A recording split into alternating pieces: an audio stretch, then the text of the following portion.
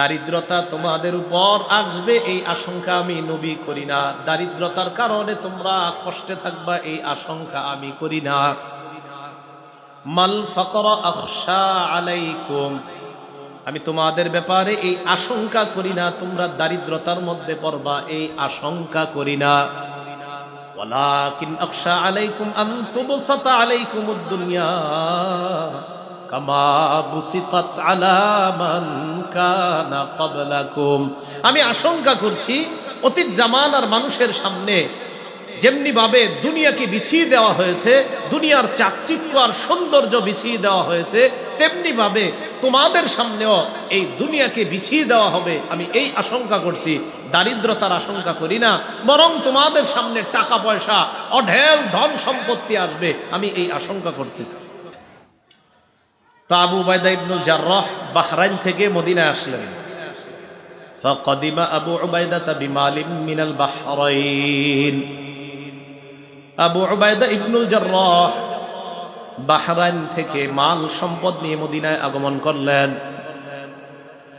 ফাসামিআতিল answer বিকুদুমি আবি উবাইদা ইবনুল জাররাহ, ফাসামিআতিল answer বিকুদুমিহি, Abu Ubaida যে মাল নিয়ে বাহরাইন থেকে মদিনায় আসছে, এই ঘটনা, এই সংবাদ, তার আগমনের ব্যাপারটা আনসারীরা শুনতে পেল, তারা জানতে পারলো যে নবী যাকে ট্যাক্স আনতে পাঠাইছে তিনি অনেক মালামাল নিয়ে মদিনায় আসছে। ফাওয়াফাউ সালাতাস সুবহি মা রাসূলিল্লাহি সাল্লাল্লাহু আলাইহি ওয়াসাল্লাম, আনসারী সাহাবীগণ আল্লাহ রাসূলের সাথে ফজরের নামাজে শরীক হয়।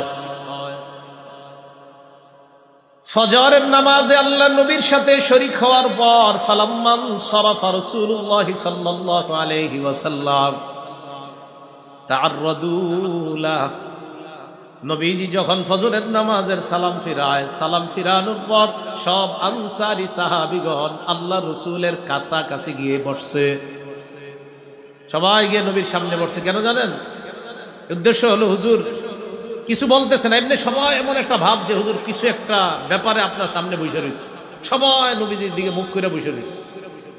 নবীজি তাদের সবার দিকে তাকায়া ফাতাবাসসামা রাসূলুল্লাহ সাল্লাল্লাহু আলাইহি ওয়াসাল্লাম হিনা রাআহুম, নবীজি যখন তাদেরকে দেখলেন একটা মুচকি হাসি দিলেন। আবার বলছি, বাহরাইন থেকে মাল আসছে, এই সংবাদ আনসাররা পেয়েছে, আনসাররা নবীজির সাথে ফজরের জামাতে শরীক হয়েছে। সালাম ফিরানোর পর নবীজির সামনাসামনি মুখোমুখি হয়ে বসছে, নবীজি তাদের দিকে তাকায়া একটা মুস্কি হাসি দিচ্ছে। তাদেরকে বললেন, সামিআতুম বিকুদুমি আবি উবাইদাতা ওয়া আন্নাহু জাআ বিমাল, ঘটনা কি? আবু উবাইদা যে মদিনায় আসছে এটা তোমরা শুনছো না, আর সম্পদ নিয়ে আসছে এটাও তোমরা শুনছো, ঠিক না? আনসারী সাহাবীগণ জবাব দেয়, আজাল্লিয়া রাসূলুল্লাহ, জি হুজুর ঠিকই বলছেন, সম্পদ নিয়ে আসছে এটা শুনছি, এই কারণে আপনার সামনে আসছে। নবীজি বললেন, আবশিরু, সুসংবাদ গ্রহণ করো, ওয়া আমিলু মা ইয়াসুররুকুম, আশা করো যা তোমাদেরকে আনন্দিত করবে।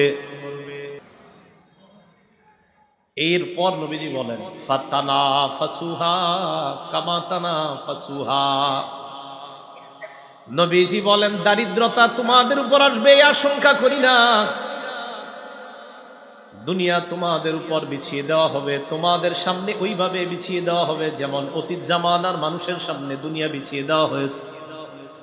এরপর দুনিয়া পাওয়ার জন্য তোমরা প্রতিযোগিতা করবা, যেইভাবে আগের জামানার মানুষগুলা দুনিয়া পাওয়ার জন্য প্রতিযোগিতা করত।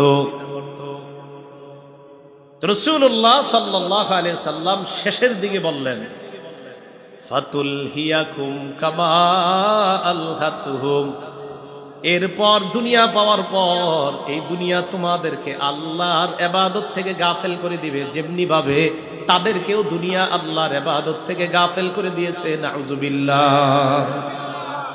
বুঝছেন নি হাদিসটা সবাই? আমি আশঙ্কা করছি এত বেশি দুনিয়া তোমরা পাবে, অতীত জামানার মানুষ যেমন পেয়ে আল্লাহরে ভুলে গেছে, তোমরাও এত পরিমাণ দুনিয়া পাবে এই দুনিয়া তাদেরকে যেমন আল্লাহ ভুলিয়ে দিয়েছে, আমার আশঙ্কা দুনিয়া তোমাদেরকেও না জানি আল্লাহর ইবাদত ভুলিয়ে দেয়। আল্লাহ আমাদের সকলকে, আমরা যেন টাকা পয়সার মালিক হওয়ার পরে আসল মালিককে ভুলে না যাই।